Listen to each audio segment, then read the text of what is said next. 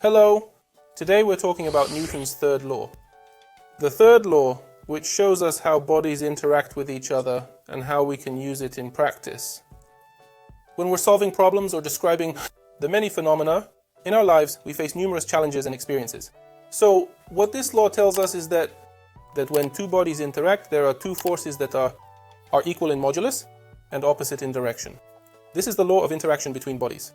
And it also tells us that any forces that we meet in nature arise necessarily in pairs. There is no such thing that there is only one acting force and at the same time the reciprocal force did not arise. For example, you are sitting on a chair and they act on it with their mass, that is, you are attracted by the earth and accordingly there is a weight with which you act on this table. In this case, there is an inverse force that prevents you from falling, it's the support reaction. And this is an example of how we interact with this table and accordingly how these forces arise. In the same way, when you can push someone next to you in a joking way, and you feel a force acting back on you as well. This force will be modulo equal to the force that you exerted, but in direction it will be the opposite. A lot of phenomena in nature are explained with the help of Newton's law, and we will use this law in solving many problems to show how it works in terms of the corresponding pairs of forces.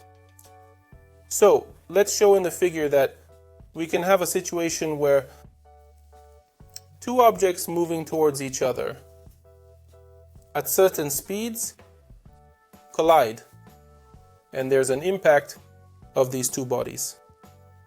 In this case, each body has experienced the action of the other. That is, there is a force that acts on each of these bodies. Suppose the mass of the first body is m1 and the mass of the second body is m2. In this case, there is a force acting on the first body. From the second body, let's denote it as F21. And the second body is acted upon by a force, F12.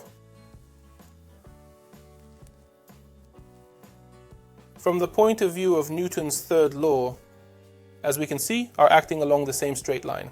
This is also one of the points that are reflected in this law. Next, each of these forces is applied to a different body. So we can't add these forces together.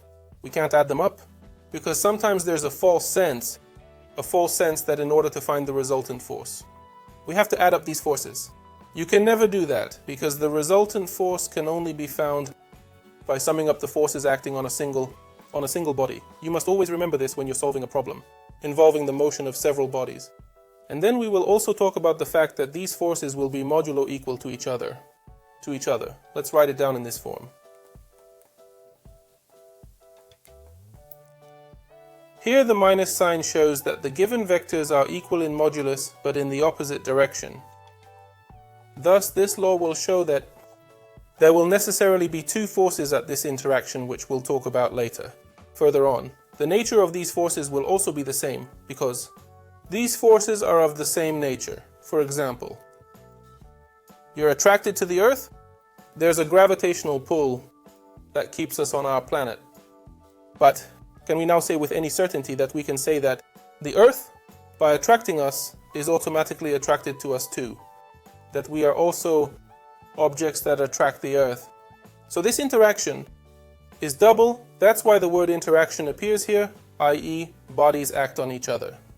There's no such thing as one body acting on another, but nothing happens in return. We will necessarily observe double total action here. And for example, we can look at a situation where, for example, two people who are on some kind of support, pushing each other.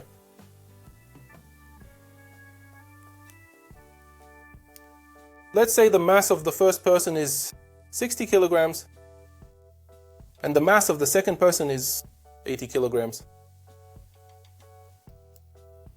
As you and I realize the forces that have been exerted on each of these people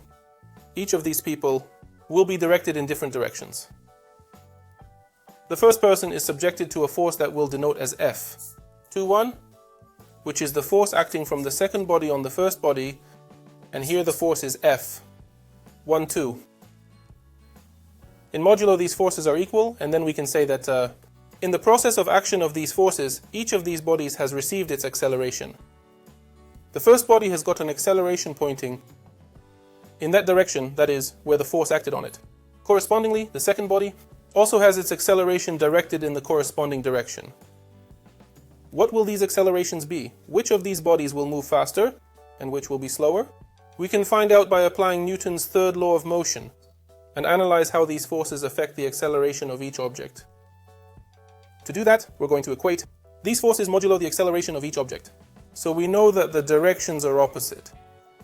Our task now is to equate these two forces in modulus. Next, realizing that each of these forces has made it possible each object to move with acceleration, we now apply Newton's second law of motion to show what the acceleration of each object will be. So, the first force acting on the first object will produce an acceleration a1, so we replace it with the product of the mass of the first object and its acceleration. Correspondingly, we do the same for the second object. So the second force gives the second object an acceleration of a2.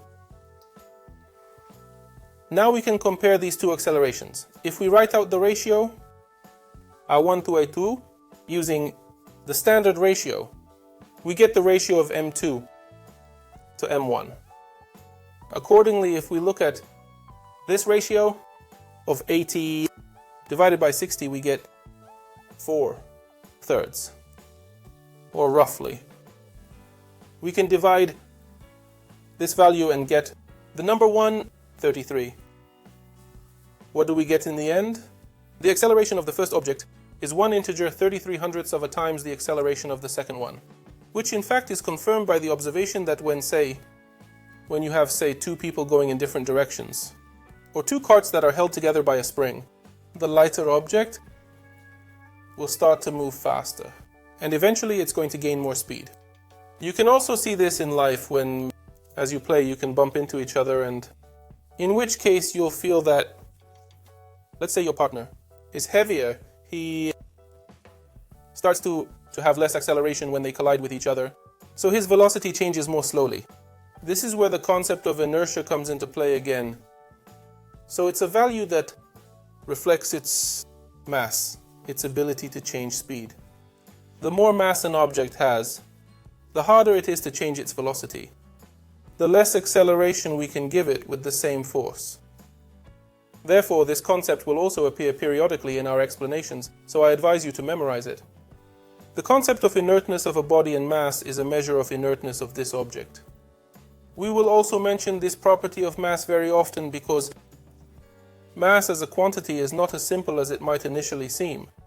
It has quite a lot of different definitions, many physical meanings, and inertia is one of them. And so as an example, using Newton's second law, how the mass of a given object manifests itself. So, today we've learned about Newton's third law, and in the problems we'll remember it when we're working with the interaction of different objects. And we'll have to answer some very important and necessary questions. This is my farewell to you. See you in the next lessons. Goodbye.